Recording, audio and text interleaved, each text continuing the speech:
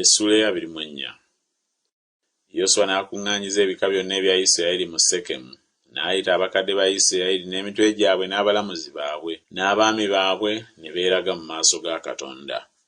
Yoswa n'agamba abantu bonna nti, Mukama Katonda wa Isirayiri bw'ayogera bw'ati nti, bajjajjammwe baabeera mu biro eby'edda emitala w'omugga.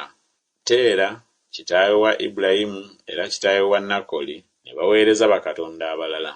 Ne ntwala jjajjammwe Ibulayimu ne mujja emitala w'omugga, ne muleeta mu nsi yonna eya Kanani, ne nnyongera ezzadde lye ne muwa Isaaka. Ne mpa Isaaka Yakobo ne Esawu. Ne mpa Esawu olusozi Seyiri okululya. Yakobo n'abaana be ne baserengeta mu Misiri, ne ntuma Musa ne Alooni ne mbonyaabonya Misiri, ng'ebyo bwe byali bye nakola wakati waayo, oluvannyuma ne mbaggyamu. Ne bajjajjammwe ne mbaggya mu Misiri ne mutuuka ku nnyanja, n'Abamisiri ne bagoberera bajjajjammwe n'amagaali n'abeebagadde embalaasi ku nnyanja emyufu. Bwe baamukoowoola Mukama n'assaawo ekizikiza wakati wammwe n'Abamisiri, n'abaleetako ennyanja, n'abasaanikira, n'amaaso gammwe gaalaba bye nakola mu Misiri, nammwe ne mumala ennaku nnyingi mu ddungu. Ne mbaleeta mu nsi ey'Abamoli abaali emitala wa Yoludaani, ne balwana nammwe, ne mbawa mu mukono gwammwe, n'ensi yaabwe ne mugirya, ne mbazikiriza mu maaso gammwe. Awo Balaki omwana wa Zipoli kabaka wa Mowaabu n'agolokoka n'alwana ne Isirayiri, n'atuma n'ayita Balamu omwana wa Byoli okubakolimira. Naye ne ŋŋaana okuwulira Balamu, kyeyava abasabira omukisa nate. Bwe ntyo ne mbawonya mu mukono gwe.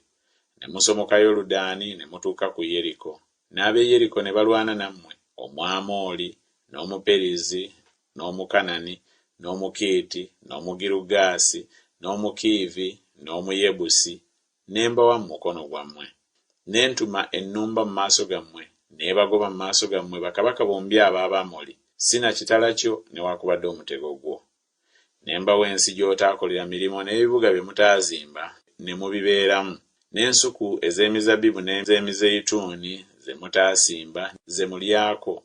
Ne kaakano mutyenga Mukama, mumuweerezanga mu mazima awatali bukuusa, era muggyeewo bakatonda bajjajjammwe be baaweerezanga emitala w'omugga ne mu Misiri, muweerezenga Mukama. Era obanga mulowooza nga kibi okuweerezanga Mukama, mulonde leero gwe munaaweerezanga, oba bakatonda bajjajjammwe abaali emitala w'omugga be baaweerezanga, oba bakatonda ab'Abamoli bannannyini nsi mwe muli, naye nze n'ennyumba yange ffe tunaaweerezanga Mukama. Abantu ne baddamu ne bagamba nti, kikafuuwe ffe okuleka Mukama okuweerezanga bakatonda abalala, kubanga Mukama Katonda waffe, oyo ye yatulinnyisa ffe ne bajjajjaffe okutuggya mu nsi ey'e Misiri, mu nnyumba ey'obuddu, era ye yakola obubonero buli obunene mu maaso gaffe, n'atukuuma mu kkubo lyonna lye twayitamu, ne mu mawanga gonna ge twayitangamu wakati. Mukama n'agobamu amawanga gonna mu maaso gaffe, Abamoli abaali mu nsi, era naffe kyetunaava tuweereza Mukama, kubanga ye Katonda waffe. Yoswa n'agamba abantu nti, temuyinza kuweerezanga Mukama, kubanga ye Katonda omutukuvu, ye Katonda ow'obuggya, taasonyiwenga kwonoona kwammwe newaakubadde ebibi byammwe. Obanga munaalekanga Mukama ne muweerezanga bakatonda abaggya, n'alyoka akyuka n'abakola obubi, n'abazikiriza ng'amaze okubakola obulungi. Abantu ne bagamba Yoswa nti, nedda, naye tunaaweerezanga Mukama. Yoswa n'agamba abantu nti, muli bajulirwa bammwe mwekka nga mulonze Mukama okumuweerezanga. Ne boogera nti, tuli bajulirwa. Kale kaakano muggyeewo bakatonda abaggya abali mu mmwe, mukyuse omutima gwammwe eri Mukama Katonda wa Isirayiri. Abantu ne bagamba Yoswa nti, Mukama Katonda waffe tunaamuweerezanga, n'eddoboozi lye tunaaliwuliranga. Bw'atyo Yoswa n'alagaana endagaano n'abantu ku lunaku olwo, n'abateekera etteeka n'ekiragiro mu Sekemu. Yoswa n'awandiika ebigambo ebyo mu kitabo eky'amateeka ga Katonda, n'atwala ejjinja eddene n'alisimbaawo wansi w'omwera ogwali mu kifo ekitukuvu ekya Mukama.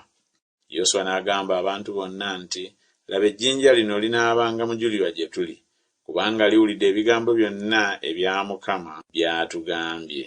Kyerinaavanga libeera mujulirwa gye tuli, muleme okwegaana Katonda wammwe. Awo Yoswa n'asiibula abantu buli muntu agende mu butaka bwe. Awo oluvannyuma lw'ebyo Yoswa omwana wa Nuuni omuweereza wa Mukama n'alyoka afa ng'amaze emyaka 110.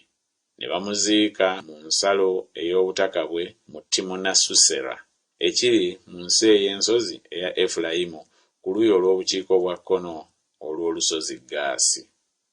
Abayisirayiri ne baweereza Mukama ennaku zonna eza Yoswa n'ennaku zonna ez'abakadde abaasigalawo Yoswa ng'amaze okufa, era abaamanya emirimu gyonna egya Mukama gye yakolera Isirayiri.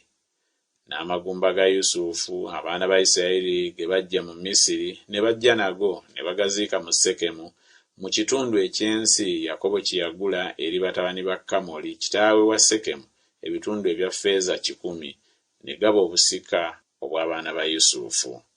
Eriyazaali omwana wa Alooni n'afa ne bamuziika ku lusozi lwa Finekaasi omwana we lwe yaweebwa mu nsi ey'ensozi eya Efulayimu.